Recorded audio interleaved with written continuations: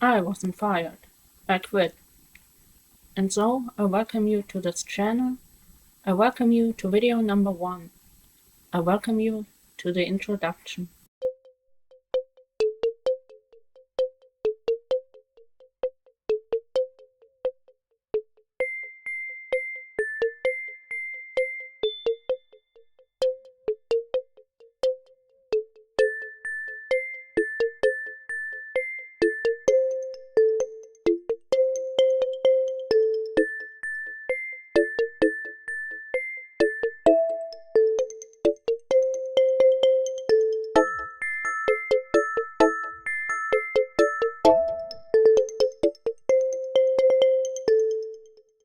And what could be a greater way to start things off than the first one, the solo debut single and somewhat Declaration of Independence by one Gary Valentine. And before we get to its story, we'll just take a closer look at this little diamond. So here's again the front cover with the Friedrich Nietzsche book Beyond Good and Evil on the coffee book table.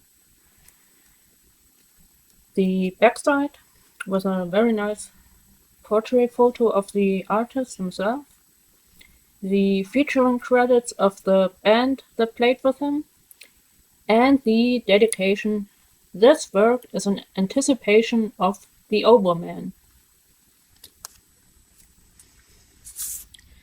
The single itself, by the way, if you hold it in your hand, it is as light as a feather.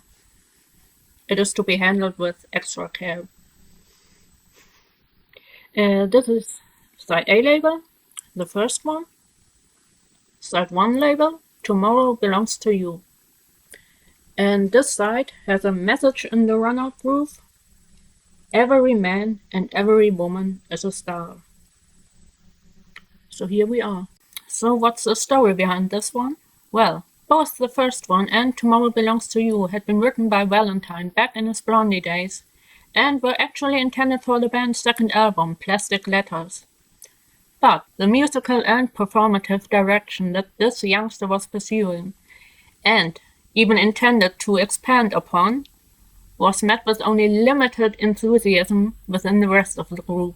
Valentine wanted to play more guitar, not just be the laconic bassist in the back row, but, quote, naturally Chris Stein wasn't very happy with me wanting to play more guitar, and so the end was only a matter of time. Blondie's original bassist left the main stage on July 4th, 1977, after a month of endless ego clashes, and followed his girlfriend Lisa Jane Persky to Los Angeles.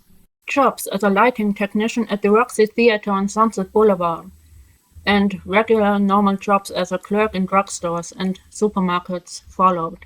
Then he was eventually hired as a bassist for Moon Martin's debut album Shots from a Cold Nightmare. A nice enough album, but a musical footnote compared to what was to follow. The 2 tracks Valentine had recorded by then, the first one and Tomorrow Belongs to You, were ultimately released in 1978 as the A and B side, or respectively A and side 1 side, on Beat Records on Gary Valentine's own artist name, recorded with the help of the power pop group The Mumps, featuring Lance Loud and Rob Dupree, and the result is nothing less than an absolutely flawless, charming, and immensely precious power pop gem in its own right. The singer's voice, at once brash and sweet, hovering between wisdom and innocence. The instrumentation centered around a very lively organ, and rarely have simple end rhymes been delivered as convincingly as in this case.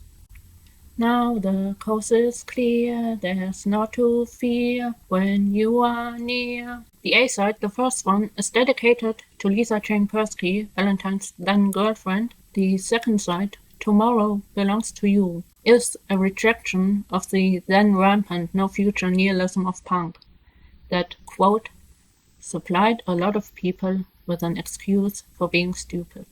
And something tells me these are quite nice final words for the time being. And that leaves me to the question, do you own the single? Do you know about the single? Do you know, or do you even have, the single I Like Girls that Gary recorded in 1980 with his band In the Know. And as this is my very first video, please feel free to comment about everything. I am very much learning from scratch. Talking in front of a camera is not my strongest point yet, but I do plan on improving it. So I am very happy to hear from you, and I hope to see you soon again. Bye.